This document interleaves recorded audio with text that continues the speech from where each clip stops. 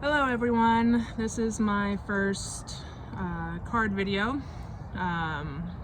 This time I'll be introducing The Fairies Oracle by Brian Froud, and the text is by Jessica Macbeth. This is my favorite deck, Oracle deck, obviously. I'll go into a brief history as to how I got interested in this one and picked it up, and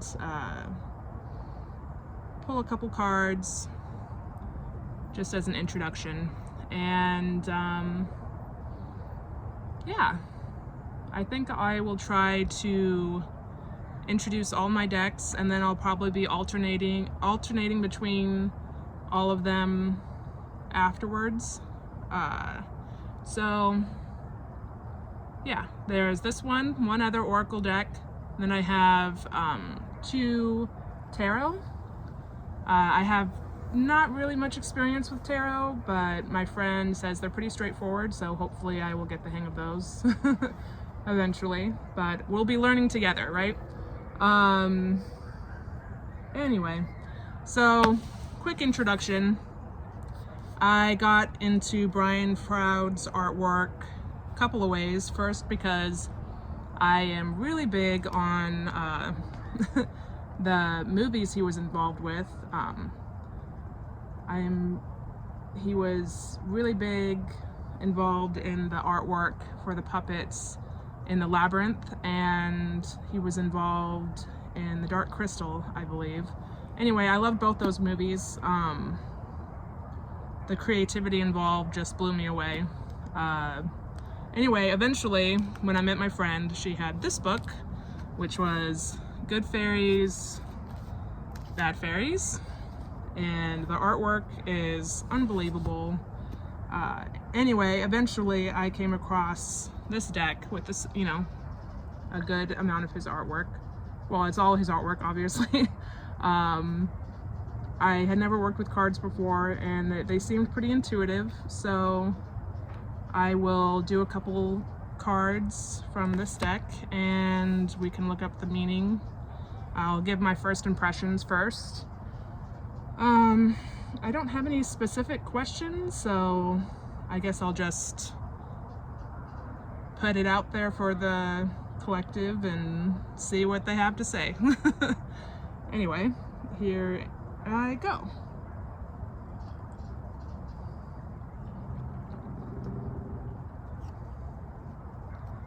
Usually I just use these for myself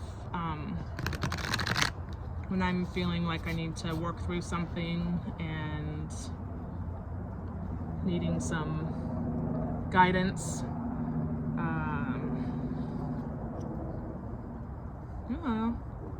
Hello. I have a feeling you're important. Just popped up in the upside down. Anyway, we'll look at that one here in a minute. Got a lot to say.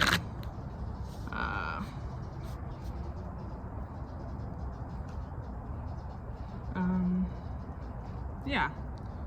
So I use these ones a lot. I have a lot that I've collected for my decks that I need to still work through and learn from, so we'll see how that goes. We'll set that aside and look into that. Let's see. I think I'll do just one card as an introduction. Let's see.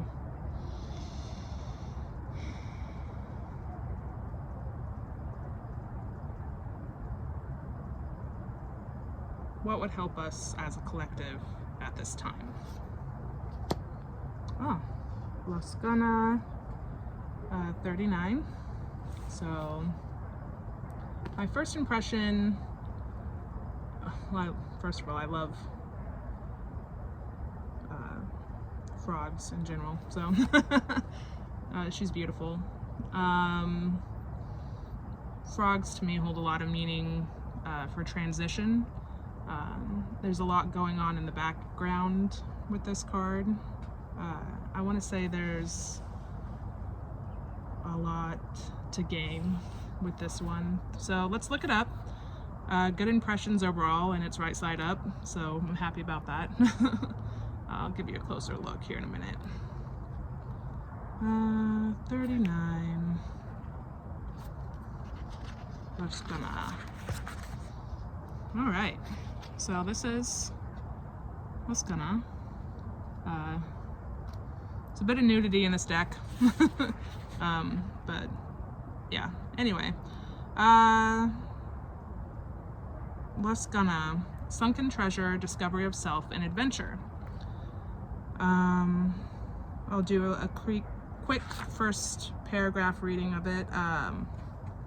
The realm of Lascana, the Frog Queen, Frog Queen, is extensive both below and above the waters. Fairy waters are made up of human emotions, sometimes beautifully clear and sparkling, and sometimes disgustingly murky.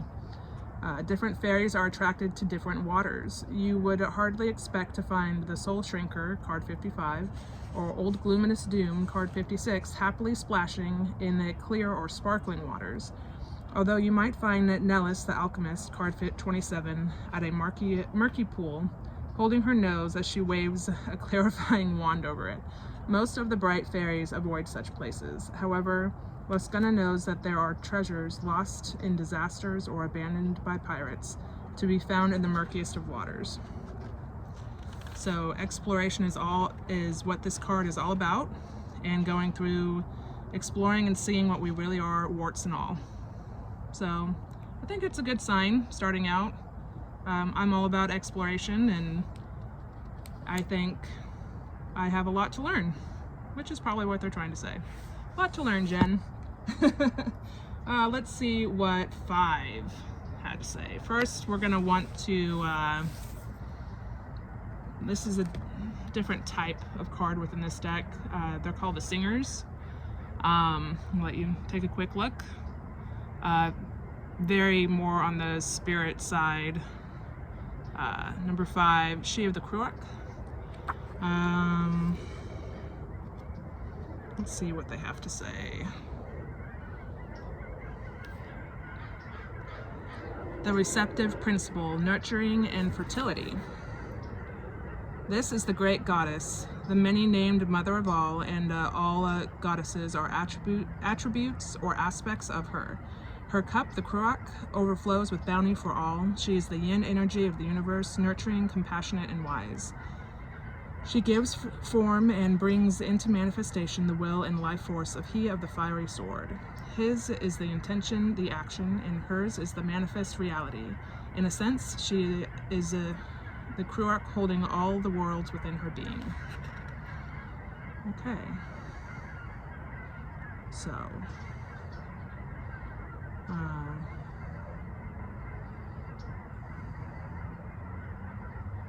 one Oracle group member saw the Cruach as a great bowl, like a scrying tool for seeing the past, present, or future potential, but filled with energy instead of water.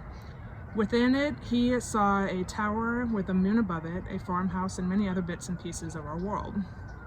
He felt that if you dropped something in the water, these things would scatter out to become reality, archetypes manifesting everywhere. He said, she is the woman who dreams, and her dreams are the worlds that, and all that is in them. Okay, so there's a lot of interesting experiences with this card. I think it's very hopeful, and I look forward to seeing what else I have to learn. The receptive principle, I think, is a really key component with this one. So I look forward to learning more about that card specifically. I think I'll probably try to meditate on it more. Anyway, lots to write about in my journal, and I will try to do card readings more often with this. That's a main component of what I'm trying to do, is to do readings more often for myself, and I'm willing to do readings for others. I just don't have a lot of experience with it, so you know, if you're open to that, that's great. Please don't take anything too close to heart and try to be open-minded with all of this, as I try to be. Just, there's a lot when it comes to symbolism for myself and belief that things have many different meanings, and it matters what it means to you specifically. So while some things hold a common meaning for the collective, they're not always the same meaning for the individual, if that makes any sense. Anyway, so we'll see what else I have to find with this deck. It is definitely my favorite. Not just the artwork, but the feeling of using it is very intuitive to me.